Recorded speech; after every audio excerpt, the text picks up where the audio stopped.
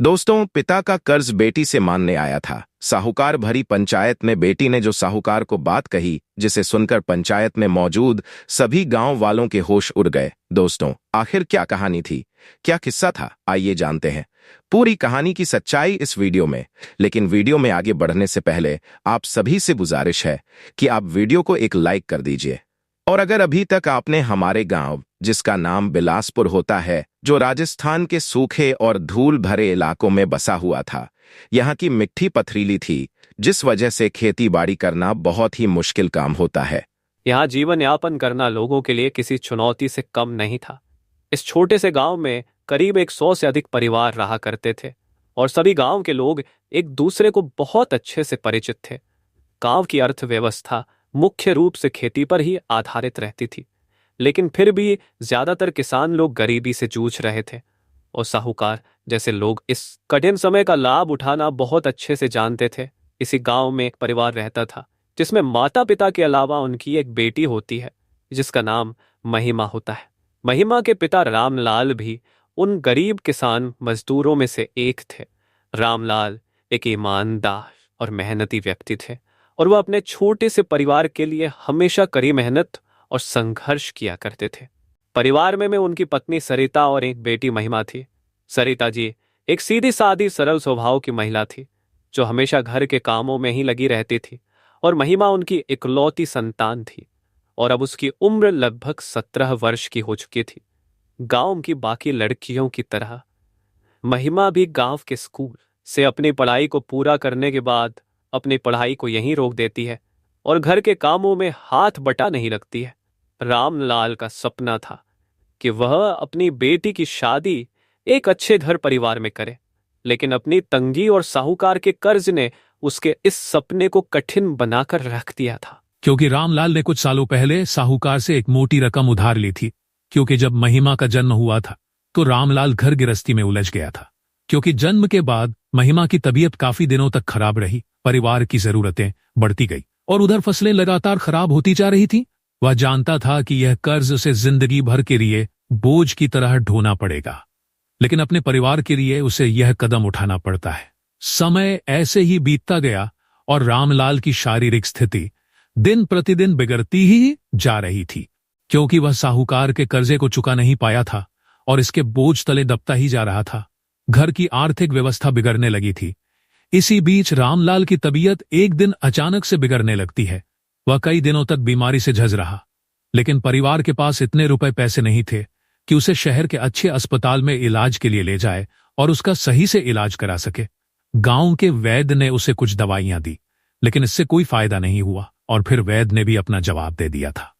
अंततः लंबी बीमारी के चलते रामलाल जी हार मान लेते हैं और उनका देहांत हो जाता है। रामलाल की मृत्यु के बाद महिमा और उसकी मां सरिता पूरी तरह से अकेली पड़ जाती हैं। उनके ऊपर पहले से ही साहू कर्जा था और अब वह कर्ज उन्हें पहाड़ जैसा दिखाई देने लगा था। सरिता जी ने अपनी आंखों में आंसू भरकर अपनी बेटी की ओर देखकर कहा, अब हमें ही इस घर को संभालना होगा।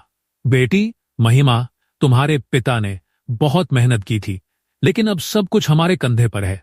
फिर महिमा ने भी अपनी मां का हाथ थामकर उन्हें दिलासा देते हुए कहा, मां, मैं सब कुछ संभाल लूंगी, आप बिल्कुल भी फिक्र मत करो, सब ठीक हो जाएगा। रामलाल के देहांत के 1 महीने बाद ही साहूकार, जिसका नाम प्रताप सिंह होता है, वह पहली बार रामलाल के घर आ धमका।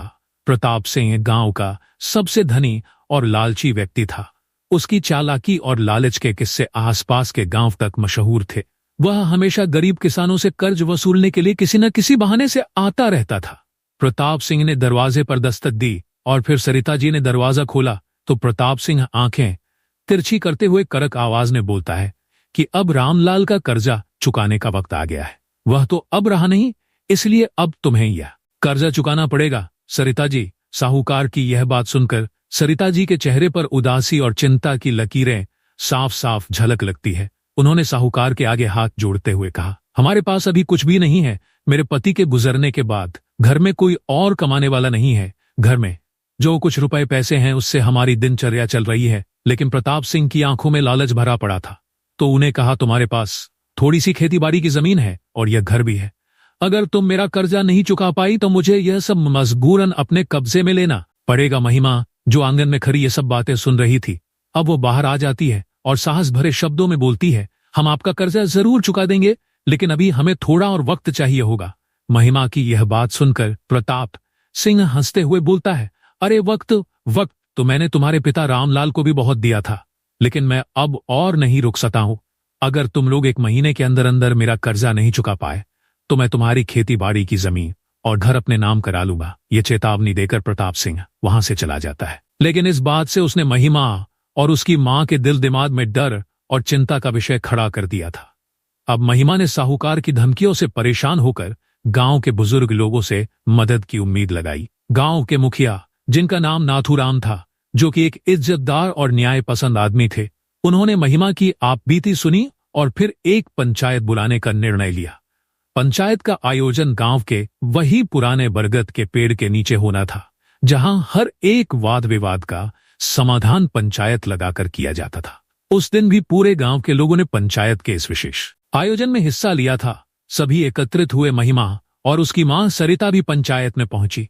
अभी भी उनके चेहरे पर उदासी और चिंता साफ साफ झलक रही थी। साहूकार प्रताप सिंह भी अपने चेहरे पर आत्मविश्वास भरी मुस्कान के साथ वहां पहुंचता है। उसे पूरा यकीन था कि पंचायत भी उसकी ही बात मानेगी, क्योंकि उसका गांव में काफी दबदबा था। मुखिया नाथूराम जी ने पंचायत की शुरुआत करते हुए कहा, आज हम यहाँ एक गंभीर मुद्दे पर विचार विमर्श करने के लिए एकत्रित हुए हैं। रामलाल, जो कि अब इस दुनिया से चले गए हैं, लेकिन उनके ऊपर साहूकार प्रताप सिंह का कर्ज बाकी रह गया है। अब प्रश्न यह है कि इस कर्जे को कैसे चुकाया जाएगा और क्या कर्ज चुकाने के अलावा इसका कोई उचित समाधान निकल सकता है, क्योंकि अब इनका परिवार बिखर चुका है। प्रताप सिंह ने तुरंत मुखिया जी को रोकते हुए कहा, मुखिया जी, मैंने रामलाल को बहुत वक्त दिया था, मैंने उस पर कभी दबाव नहीं डाला, लेकिन अब वक्त आ गया है कि उसका परिवार यह कर्जा चुकाए। अगर यह लोग कर्ज नहीं चुका पाते तो मुझे मजबूरन इनकी खेतीबाड़ी की जमीन और घर अपने नाम कराना पड़ेगा। पंचायत में बैठे सभी लोग यह बात सुनकर चिंतित हो जाते हैं।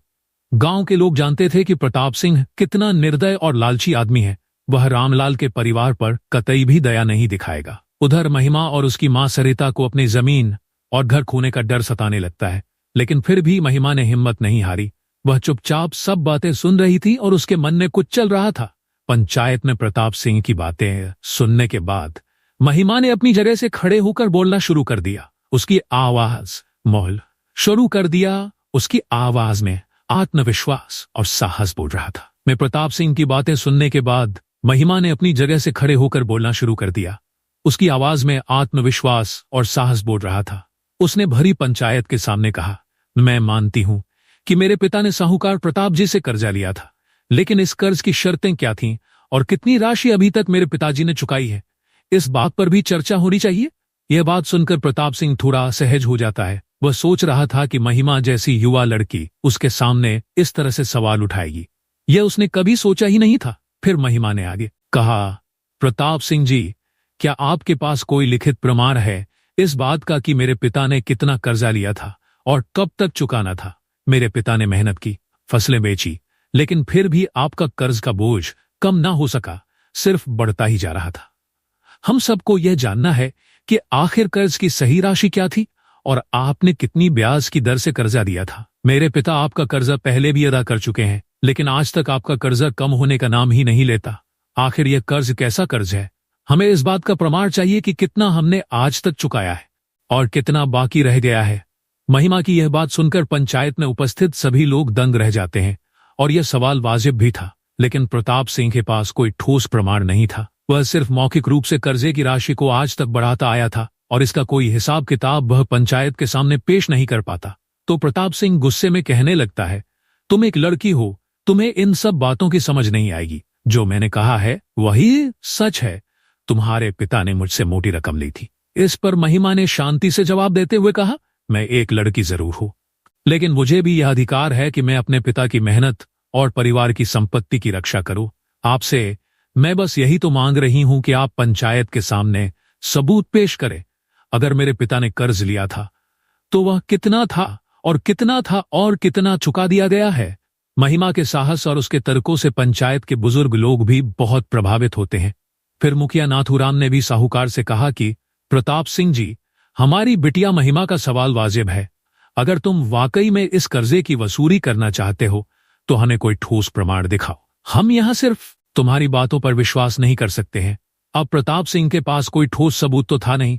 उसने तो आज तक गांव वालों के सामने अपने दबाव का इस्तेमाल कर लोगों को हमेशा डराया था, लेकिन इस बार उसकी चालाकी काम नहीं आती। महिमा की सच्चाई और साहस के सामने प्रताप सिंह की चालबाजी बेनकाब हो जाती है। फिर पंचायत अपना फैसला सुनाते हुए इस निर्णय पर पहुंचती है कि जब तक प्रताप सिंह कर्ज का कोई ठोस प्रमाण पेश नहीं कर देता, तब तक वह महिमा और उसकी मां सरिता से कर्ज की कोई मांग नहीं कर सकता है। इसके अलावा पंचायत ने यह भी फैसला लिया कि प्रताप सिंह को गांव के दूसरे गरीब किसानों से भी कर्ज के नाम पर किए गए अत्याचारों का हिसाब किताब देना होगा। प्रताप सिंह, जो अब तक खुद को बहुत चतुर समझता था, पंचायत के फैसले के बाद महिमा और उसकी मां ने राहत की सांस ली, और महिमा के साहस ने न केवल उनके परिवार को बचाया, बल्कि पूरे गांव को साहूकार के डर से भी मुक्त कर दिया था। गांव के लोग अब महिमा को बड़ी सम्मान और इज्जत की नजर से देखने लगे थे। उन्होंने उसकी बहादुरी और हिम्मत की सराहना की और महिमा गांव की नायिका बन गई। प्रताप सिंह की हार के बाद गांव में उसका दबदबा कम होता चला गया। लोग अब उसकी चालों से वाकिफ हो चुके थे और उसके खिलाफ आवाज उठाने लगे थे। उसकी दादागिरी का अंत हो चुका था। महिमा ने अपने पिता के सपनों को पूरा करने के लिए खुद को शिक्षित करने का निर्णय लिया। उसने गांव के बच्चों को पढ़ाना शुरू किया और अपने परिवार की आर्थिक स्थिति को सुधारने के लिए मेहनत करने लगी। धीरे धीरे उसका परिवार फिर से खुशहाल हो गया और गांव में उसका नाम इज्जत और आदर के साथ लिया जाने लगा। इस तरह महिमा की कहानी एक मिसाल बन गई कि कैसे एक गांव की साधारण सी लड़की भी अपने साहस और दृढ़ संकल्प से बड़ी चुनौती का सामना कर सकती है। तो दोस्तों, यह थी आज की कहानी। आपको कैसी लगी? महिमा के लिए 2 शब्द कमेंट बॉक्स में अवश्य लिखिए। कैसे उसने अपने पिता के साथ हुए अन्याय का बदला लिया था। आपकी राय क्या है महिमा जैसी बेटियों के बारे में?